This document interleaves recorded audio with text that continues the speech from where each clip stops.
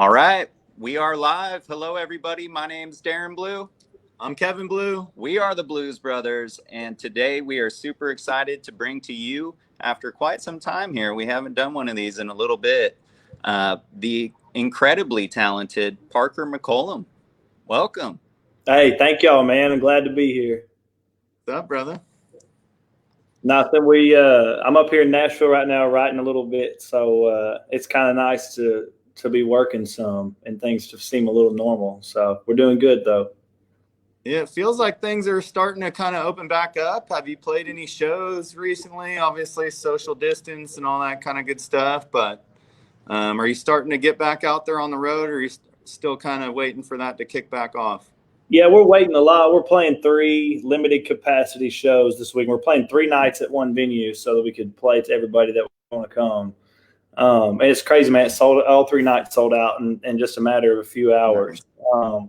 So it's I don't know if it's being back at it all the way, but it's a start. Where are those shows at? Those are in College Station, Texas, where Texas A&M University is. So hopefully it'll be a pretty good time. Yeah, you've got an incredible fan base all over the U.S., but especially in Texas. Mm-hmm. What's one of your favorite venues to play down there? Whitewater Amphitheater in New Braunfels, I think I always say. And we were supposed to headline it on 4th of July this summer, and, kind of just like everything else, it didn't happen. So, but, I mean, Whitewater is, if you've never been there, it's a great place to see one of your favorite bands. Nice. I lived in Austin for a while, Never did float the river, but I imagine you've done that a time or two as well. Man, I've only floated the river twice, I think. One time the Frio River out in West Texas or the Hill Country. Yeah, and then one time in New Braunfels. So I'm not a huge river guy, man. I like to be on the road and be working. I don't like to have a lot of leisure time.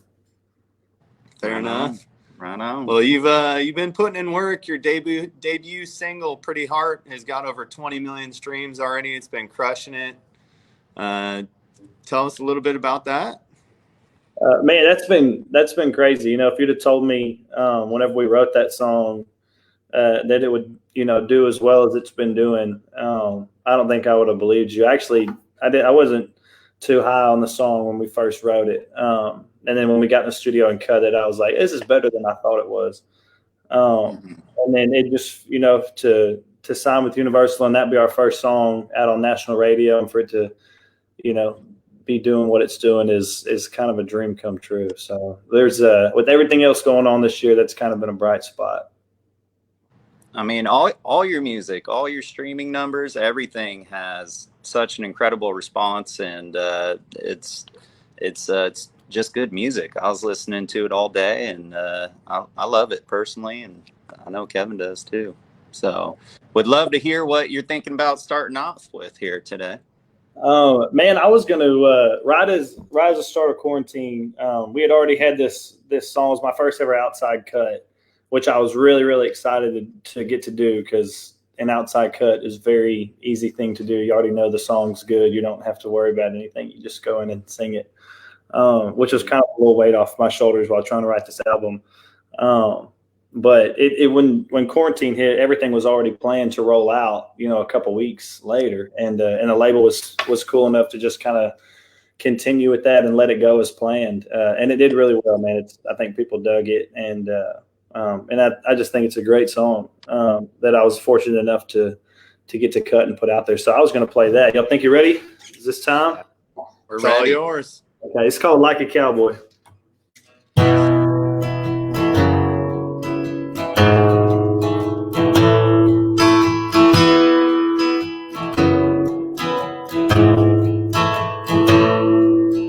When I was 6, I had 245 strapped to my hips, wanted dead or alive.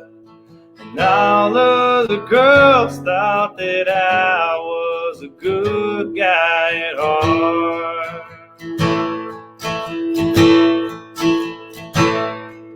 When I got to high school, not much really changed.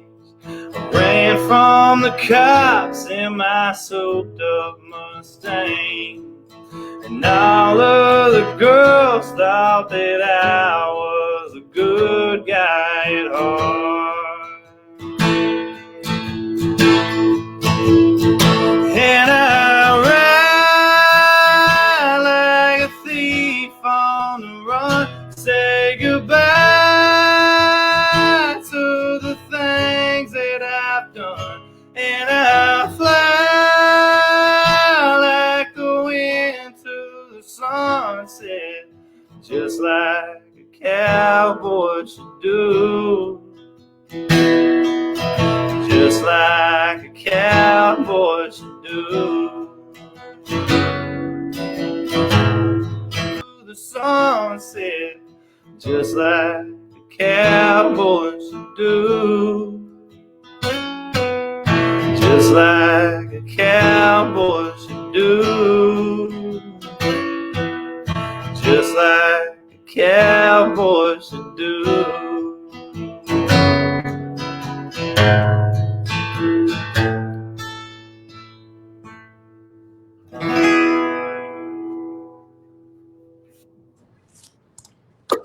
Yeah. Thanks so much.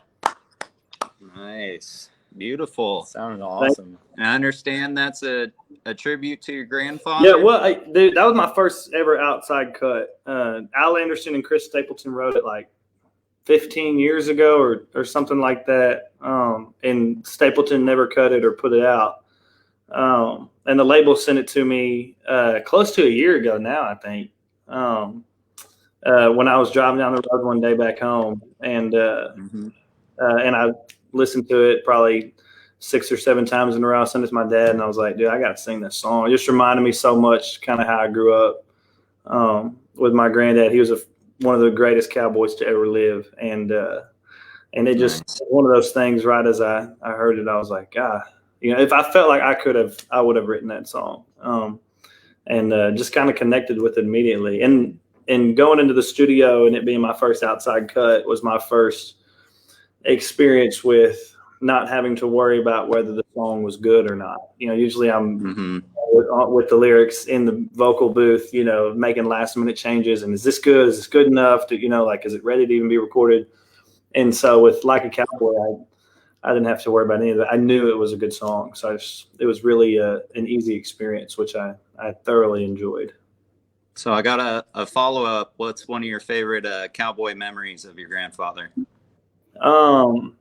Man, that's a long list. It was crazy, man. We were just ranch hands for him all summer long, every summer growing up, and me and all my cousins, my brother, and man, there was times where I was 13, 14 years old, pulling a 30-foot aluminum gooseneck trailer full of cows down Interstate 45, and he'd be asleep in the passenger seat, and I'm sitting on a phone book just so I can see over the steering wheel. They just don't make them like that anymore. And so every album, every piece of music I've put out kind of has a little something to do with him and a little shout out to him.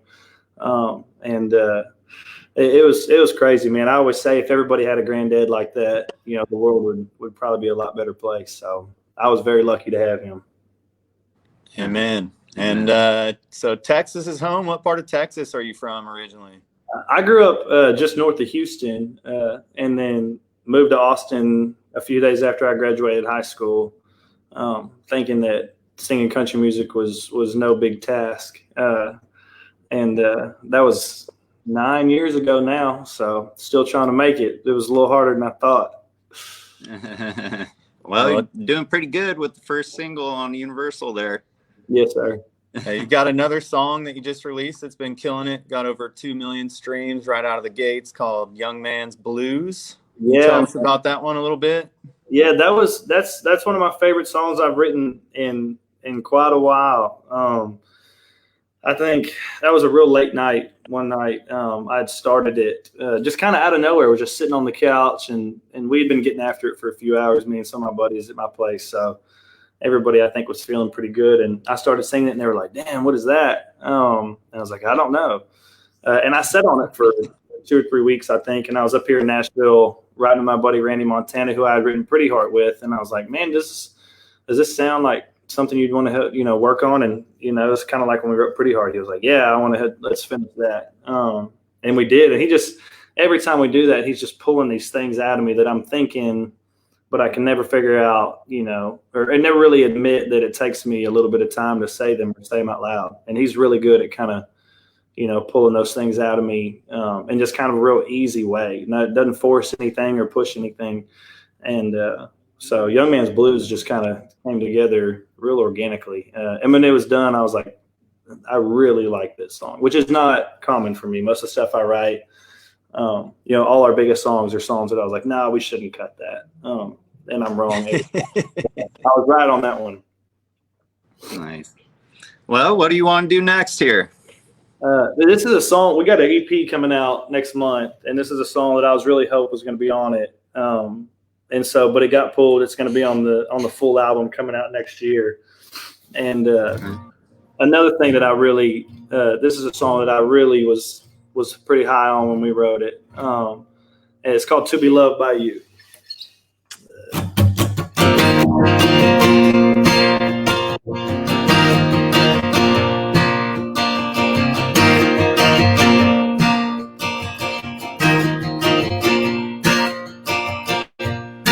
Maybe I'm right, maybe I'm wrong. Finding out I shouldn't take this along. Easier said than done, I guess. I'm a little bit harder to love than the rest. Why does this have to be so hard? Doing my best to hold your heart, and I never let it go again. So why are you always angry? Why are you always quiet? Why do you sleep alone when I know you don't like it? Maybe you might be different. I kill you to tell me the truth. What in the hell does a man have to do to be loved by you?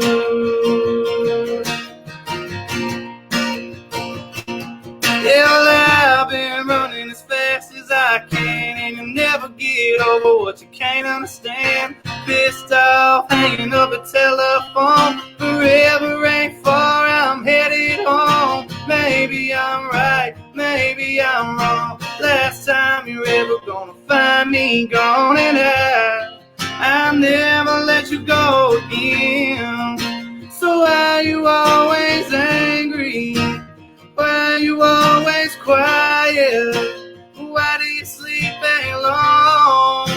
And I know you don't like it. Maybe you might be different, but I kill you to tell me the truth.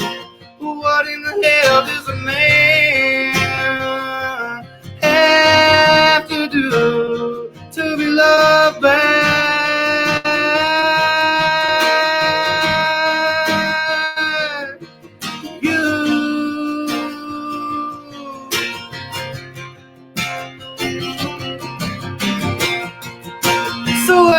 always angry? Why are you always quiet? Why do you sleep alone? And I know you don't like it. Maybe you might be different. I kill you to tell me the truth. What in the hell does a man have to do to be loved by you? To be loved by you.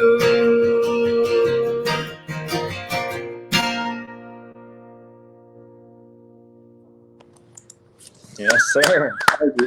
I think I forgot how it ended. That's pretty close. So that'll be on the full album, not the EP, Correct. right? Yes, sir. Is that what you said? Awesome. Well, love that one. Can't wait to have the EP come out, and then, of course, the full album. You said sometime next year it's looking like?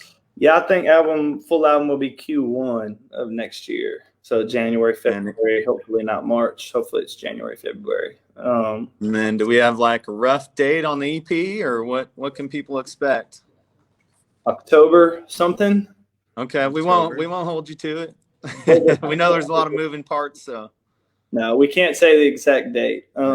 which I never know why. Just ballpark. Yeah. Yeah, ballpark. I would say one of the very middle days of October. One of the very middle days, if that makes sense. Easy math. Easy math. Awesome. All right. Well, what you can do is go download and stream Pretty Heart right now, and Young Man's Blues and all the other great music that's on Spotify and iTunes and all that good stuff. I did want to thank everyone for hopping on here on Facebook. We've had just nothing but amazing comments, and I'd love to call a couple of them out. Cool. Christopher John Hernandez says Parker has already made it. He's a household name in Texas. So that's got to feel pretty good. Morgan Adams said Conroe wants you back with a big old smiley face. And Sam Jenkins out there said, wish you could hear my Tennessee girls sing on the front porch right now.